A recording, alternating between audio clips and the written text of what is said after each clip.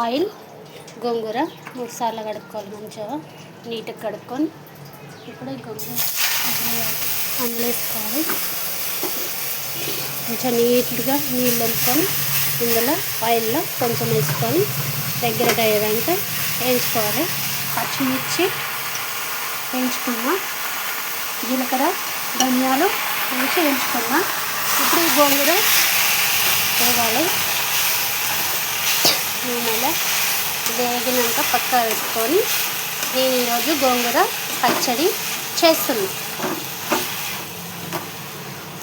దాంట్లోకి ఐటమ్స్ పచ్చిమిర్చి, ధనియాలు, జీలకర్ర ఐటమ్స్ ఇవి దాంట్లో వేసుకొని మిక్సీ పట్టుకోవాలి.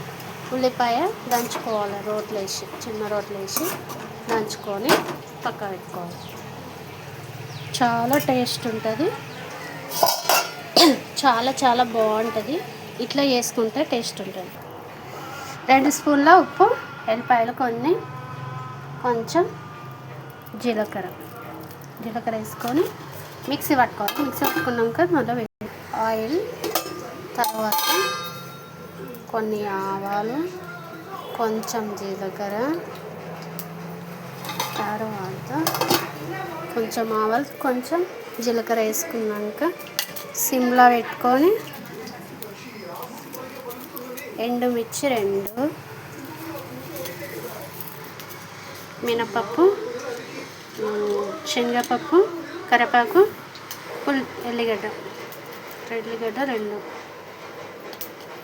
వేగినాక ఎల్లిగడ్డ 2 వేసుకోవాలి. తర్వాత పప్పులు వేసుకోవాలి. ఇవి కొంచెం గోల్డ్ కలర్ వచ్చేదానికి వేయించుకోవాలి. తర్వాత కొంచెం వేగాలి.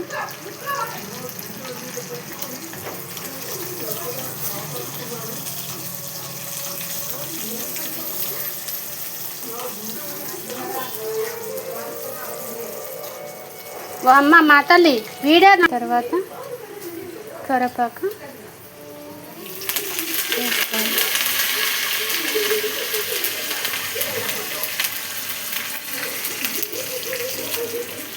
కరివేపాకు వేసుకొని కొంచెం అటు ఇటు అనాలి. అన్నాక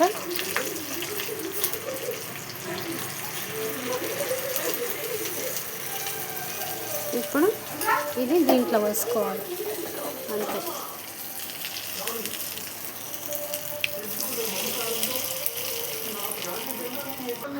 లైక్ చేయండి, షేర్ చేయండి, బెల్ బటన్, కామెంట్ పెట్టండి ప్లీజ్ ఫ్రెండ్స్.